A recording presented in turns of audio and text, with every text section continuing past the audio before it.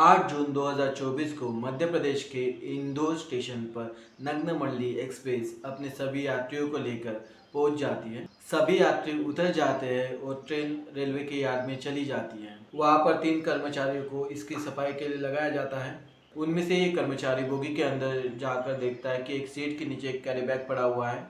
अक्सर बहुत से यात्रियों के सामान जो है वो ट्रेन में छूट जाते हैं, तो सफाई कर्मचारी उस कैरी बैग को बाहर निकालता है। तब वो देखता है कि उस कैरी बैग से काफ़ी खून निकल रहा है और बहुत सी गंदी स्मेल आ रही है। वो बिना देरी किए रेलवे स्टेशन पर मौजूद आरपीएफ यानी रेलवे प्रोटेक्शन फोर्स को बुला लेता है।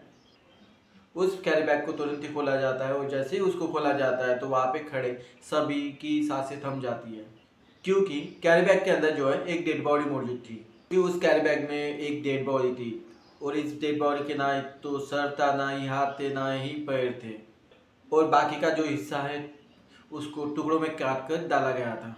पुलिस जो है उस डेड बॉडी को अपने कब्जे में ले लेती है, परंतु बिना शरीर की डेड बॉडी को आइडेंटिफाई करना पुलिसों के लिए भी बहुत मुश्किल भरा काम था।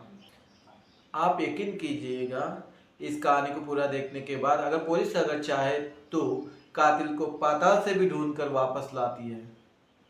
इस कहानी में दोस्तों बहुत से ट्विस्ट एंड टर्न्स है, तो आइए हम इस कहानी के बारे में जानते हैं। नमस्कार, मैं शुभम और आप जो देख रहे हैं the truth with Shubham. Dead body को कब्जे में लेने के बाद पुलिस सबसे पहले पहला काम जो करती है कि ये ट्रेन जिस स्टेशन से भी आई थी उस स्टेशन पे इसकी रिपोर्ट भेज दी जाती है। जाता है कि कोई भी अगर मिसिंग रिपोर्ट फाइल हो तो इसके ऊपर तुरंत एक्शन जो है लिया जाए। अब दिन आता है 10 जून 2024 का। योगनगरी एक्सप्रेस अपने गंतव्य स्टेशन यानी कि उत्तराखंड के ऋषिकेश स्टेशन पर पहुंचती है। सभी यात्रियों को उतारा जाता है, परंतु यहाँ पर एक की नज़र एक बैग के ऊपर पड़ती है जो कि सीट के नीचे रखा हुआ था। ऐसे भी ऐसी ही गंध आ रही थी और उस पर भी खून लगा हुआ था। वो व्यक्ति इसकी खबर तुरंत ही पुलिस वालों को देता है। पुलिस वाले इस डेड बॉडी को अपने हिरासत में ले लेते हैं। कमाल की बात यह है कि उस बैग में से जी महिला की डेड बॉडी के अवशेष मिलते हैं, जिसमें महिला का सर, उसके 2 हाथ और उसके 2 पैर होते हैं। परंतु यहाँ पर जो डेड बॉडी मिली है वो डेड बॉडी का इंदौर में मिली डेड बॉडी के साथ कोई कनेक्शन था, ये जानना पुलिस के लिए बहुत ज़रूरी हो जाता है। ऋषिकेश की जो पुलिस है उस डेड बॉडी को कब्जे में लेने के बाद वही काम करती है जो कि इंदौर की पुलिस ने किया था। जो ट्रेन है जिस रूट से भी आई हुई थी उस सभी स्टेशन पे इसके बारे में इंफॉर्मेशन भेजी जाती है और जो मिसिंग रिपोर्ट है उसका इंतज़ार किया जाता है। कुछ दिनों के बाद पुलिस को भी एक अपडेट मिलती है कि ऐसी एक डेड बॉडी जो कि इंदौर स्टेशन पे भी मिली थी, जिसके कुछ पार्ट जो है वो कटे हुए थे। इसकी खबर जब ऋषिकेश पुलिस को मिलती है तो ऋषिकेश की पुलिस जो भी पार्ट्स उनके पास थे शव के, उसे इंदौर भेज दिया जाता है। जब इंदौर पुलिस जो है इस पार्ट्स को मैच करती है तो अब पता चलता है कि ये सभी जो पार्ट्स है एक ही महिला के हैं। अभी पुलिस को तो पूरी डेड बॉडी मिल चुकी थी, पर पुलिस के पास सबसे बड़ा टास्क ये था कि ये डेड बॉडी किसकी है कैसे पता की जाए। ना तो पुलिस के पास कोई आइडेंटिटी थी, ना ही पुलिस के पास कोई ऐसी मिसिंग रिपोर्ट फाइल हुई थी जिससे इसका पता लगाया जा सके। वहाँ पर जो डेड बॉडी होती है उस महिला के हाथ पर एक टैटू बना हुआ होता है। जैसे कि गांव में कई बार टैटू हाथ पर गुंदाया जाता है, वैसा एक टैटू होता है और उस पर लिखा होता है मेरा बहन गोपाल भाई, यानी कि उस पर जो लिखा हुआ था मेरा भाई गोपाल।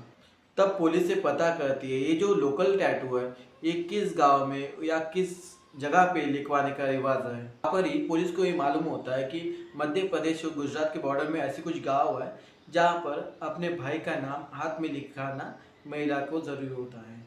फिर पुलिस जो है उन्हीं गांव में जाकर इस चीज़ की तलाश शुरू कर देती है और इसी की छानबीन करते हुए पुलिस जो है मध्य प्रदेश और गुजरात के बॉर्डर पर एक गांव होता है और जिसका नाम मऊ होता है वहाँ पर पहुँचती है। जब वहाँ पर उस महिला की फ़ोटो दिखाई जाती है और वहाँ पे कुछ छानबीन की जाती है तब उस महिला का पता चल जाता है और एक व्यक्ति सामने आ जाता है कि ये महिला और कोई भी नहीं, मेरी बीवी मीरा बहन है। तब वह व्यक्ति पुलिस को बताता है कि 6 जून 2024 को उसकी और उसकी पत्नी के बीच में लड़ाई हो गई थी। इसके चलते 7 जून से वो मिसिंग है और घर छोड़ के चली गई है और 7 जून को शाम को ही अपनी बीवी की मिसिंग रिपोर्ट पुलिस स्टेशन में इस व्यक्ति ने फाइल की थी। जहाँ तक पुलिस को ये मालूम चल गया था कि ये जो डेड बॉडी है मध्य प्रदेश और गुजरात के बॉर्डर पे पड़ने वाला जो मऊ गाँव है वहाँ पर रहने वाली मीरा बहन की। परंतु यहाँ पर पुलिस को सबसे बड़ा टास्क ये था कि इस महिला की हत्या किसने की थी। इस केस को जो है सुलझाने के लिए फिर एक स्पेशल टास्क फोर्स का गठन किया जाता है। जो टास्क फोर्स है वो अंदाज़ा लगाती है कि उस डेड बॉडी का आधा पार्ट जो है मध्य प्रदेश के इंदौर में मिला था और आधा पार्ट जो है ऋषिकेश में मिला था। यानी कि दोनों के बीच का जो डिस्टेंस है लगभग 1150 किलोमीटर की दूरी है। पुलिस वाले इससे ऐसा अंदाज़ा लगाते हैं कि जो भी दोनों ट्रेन है जिसमें महिला के पार्ट्स मिले थे वो किसी न किसी स्टेशन पे ज़रूर मिली होंगी और जिस व्यक्ति ने इस महिला की हत्या की है उस व्यक्ति ने आधे आधे पार्ट इस दोनों ही ट्रेन में रखे होंगे। जब इसकी छानबीन रेलवे के साथ मिलकर की जाती है तब उन्हें ऐसा पता चलता है कि ये दोनों भी ट्रेन उज्जैन से होकर गुजरती है। फिर पुलिस जो है अंधेरे में एक तीर चलाती है, वो उज्जैन के जो भी सीसीटीवी कैमरा है उसको निकालती है। तब तक के तो पुलिस को कोई कंफर्मेशन नहीं था, पर कहीं ना कहीं ये तीर निशाने पर रखता है। जब उज्जैन की जो सीसीटीवी फुटेज निकाल ली जाती है 6, 7 और 8 जून की, तो 7 जून के जो फुटेज में है मीरा बहन दिखाई देती है। उस सीसीटीवी में ऐसा देखा जाता है कि जो मीरा बहन है उस ट्रेन से नीचे उतरती है और एक व्यक्ति के साथ बाहर जाती है। जब बाहर की सीसीटीवी निकाली जाती है तो मीरा बहन और उस जो व्यक्ति था उसका चेहरा क्लियर उस सीसीटीवी में दिख जाता है। जब पुलिस वाले उस फोटो को लेकर आजू बाजू में पूछताछ करते, पुलिस स्टेशन में पूछताछ करते, तो उस व्यक्ति का भी पता चल जाता है। उस व्यक्ति का नाम कमलेश पटेल था और पुलिस जो है सबसे पहले उससे हिरासत में लेती है, पूछताछ करती है और उससे सीसीटीवी फुटेज दिखाई जाती है। और इस पूछताछ में कमलेश कबूल करता है कि 7 जून को वो इस महिला से मिला था और वो पुलिस को बताता है कि महिला ट्रेन से उतरने के बाद किसी एड्रेस के बारे में पूछ रही थी, उसके हाथ में पर्ची थी। वो जो एड्रेस है उस पर्ची पे लिखा हुआ था, वो काफ़ी परेशान लग रही थी, तो इसीलिए वो जो कमलेश है कहता है कि उसने उसे बाहर तक छोड़ा था। उसके बाद जो महिला कहाँ गई ये कमलेश को नहीं पता था।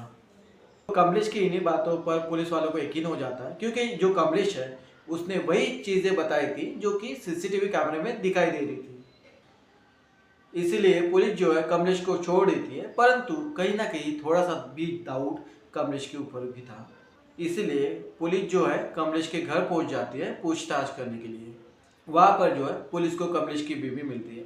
पुलिस वाले कमलेश की बीवी को उस महिला की फ़ोटो दिखाते हैं। फ़ोटो को देखते ही कमलेश की जो बीवी है वो काफ़ी परेशान हो जाती है, लेकिन कुछ बोल नहीं पाती। जब पुलिस को मालूम पड़ता है कि कमलेश की जो बीवी है वो बहरी और गूंगी है, तब पुलिस समझ जाती है इस महिला को कुछ तो भी मालूम है परंतु ये बता नहीं पा रही है। तब पुलिस साइन लैंग्वेज एक्सपर्ट को बुलाती है और उससे कहती है कि ये जो महिला कुछ बताने की कोशिश कर रही है उससे पूछो और हमें बताओ। साइन लैंग्वेज एक्सपर्ट से बात करने के बाद पुलिस वाले को ये पता चलता है कि जिसका फोटो इस महिला को दिखा है वो इस महिला को जानती है। ये जो महिला है उसके पति के साथ 7 जून 2024 को आई थी। उसके बाद उसके पति ने जो है इसकी हत्या कर दी थी। इतना सुनने के बाद पुलिस जो है ये समझ जाती है कि सारी हत्याकांड के पीछे कमलेश का ही हाथ है। और जो साइन लैंग्वेज एक्सपर्ट ने जो भी बातें बताई थी उसके आधार पर जो है कमलेश को गिरफ्तार किया जाता है।